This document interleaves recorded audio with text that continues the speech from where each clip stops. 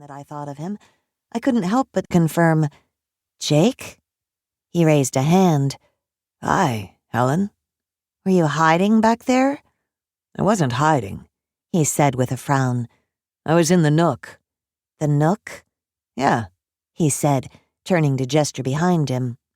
"We turned the closet into a nook. Video games, music. I use it mostly for reading." "You and Duncan built a nook?" "It's awesome. It's like a spaceship in there. Want to see?" I gave him a look. Really? I had never liked this kid. Everything that made me crazy about Duncan, Jake made it worse. After Duncan met Jake, he did half the dishes, half the homework, and twice the dope smoking that he'd done before. I'd hoped they'd lose touch when they went off to college, but instead they became housemates for 4 years. Now it was the summer after their senior year, though Duncan hadn't quite graduated, and they were still living like idiots. Apparently, Duncan didn't have time to graduate, but he had time to build a spaceship nook. No, I did not want to see it. Nope. Jake was staring at me in the way he always stared at me when we were in the same room, mouth slightly open, as if he were not just looking at me, but beholding me somehow. From anyone else, it would have been flattering. I finally had to say something. "You cut off your ponytail." He nodded, remembering. "Yep," he said. "Yep. Grabbed a big pair of scissors and snipped it right off. Duncan keeps it in a coffee mug on the shelf and calls it our pet." There was a pause while Jake kept nodding. "Was that for graduation?" I finally asked. "No," he said, switching to head shaking. "That was freshman year." That got my attention. "You've had your hair short since freshman year? Haven't I seen you since then?" "Oh, yeah. A bunch of times."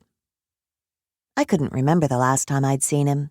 I'd certainly never noticed he'd cut off all that nasty hair and spiked it into a dark speed racer look. I guess sometimes you just get an idea of a person in your mind, and that's what you see when you look at him, no matter what. "It could be the glasses," he offered. I frowned.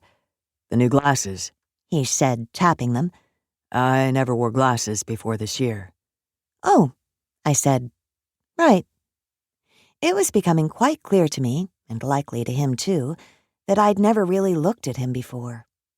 He might have insisted he'd always worn a pirate patch, and I couldn't have argued. "I like them," I said then. "They're very Nixon administration," he said. "Duncan started calling me Apollo 13. So there we had it. Haircut, hipster glasses, and the mysterious addition of all kinds of muscles. 3 was a magic number after all. "Well," I said, looking away, "it's 1,000 times better." "Thanks." Another pause. "Are you looking for Duncan?" Jake asked then. "Yes," I said, and it all came back, how mad I was. "He's supposed to dog sit for me." "That's a dog in there?" He peered in. Pickle growled. The music outside the bedroom seemed to get louder. "We were supposed to do a drop-off night," I said. "Duncan was not supposed to be hosting Girls Gone Wild." Jake wrinkled his nose in apology. "He probably forgot." "Of course he forgot," I said. "It's Duncan, and that's why I'm leaving. But first I want to thank him profusely for letting me down. Again." Jake nodded like he really got it.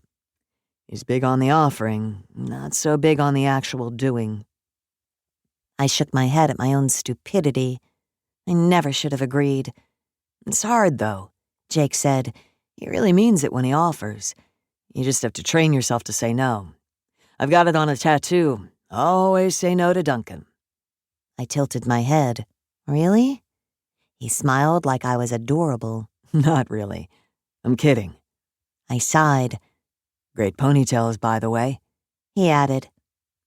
Pickle started barking then, loudly, over and over. "Do you know where Duncan is?"